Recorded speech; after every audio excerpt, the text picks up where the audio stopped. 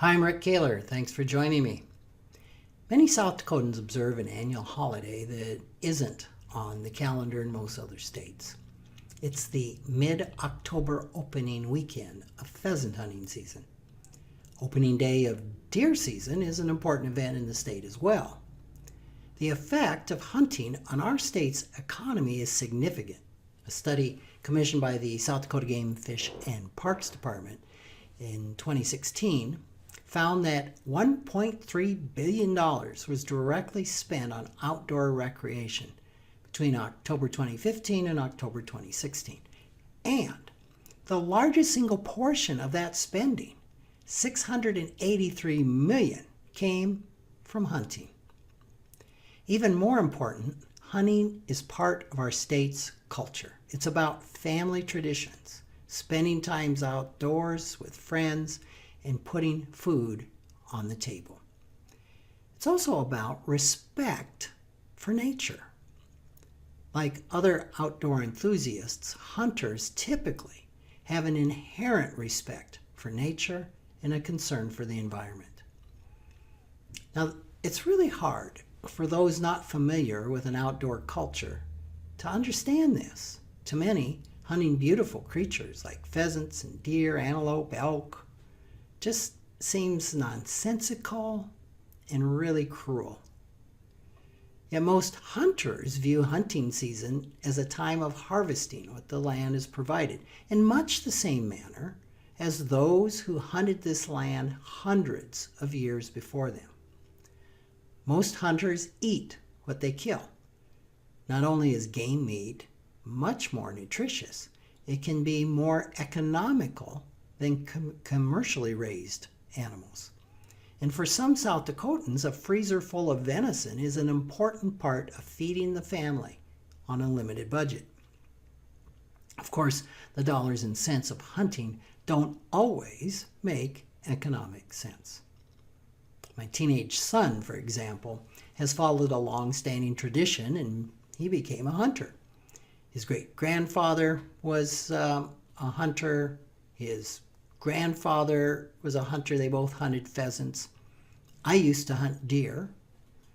Davin was raised on a diet that included venison.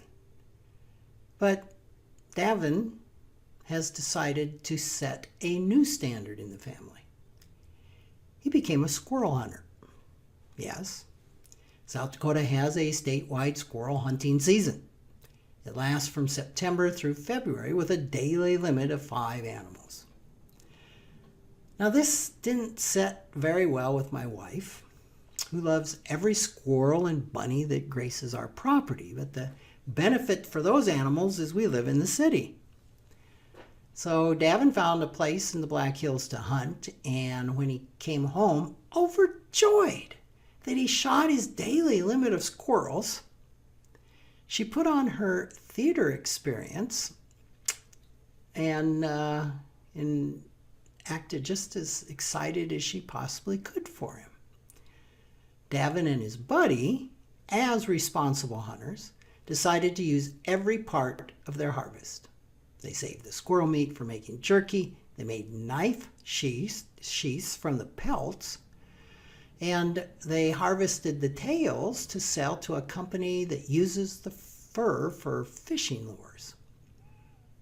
I asked my son, "How much are you going to get for the tails?"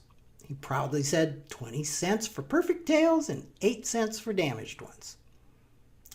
Now, given the difficulty of hitting a scampering squirrel, perfect tails were not necessarily the norm.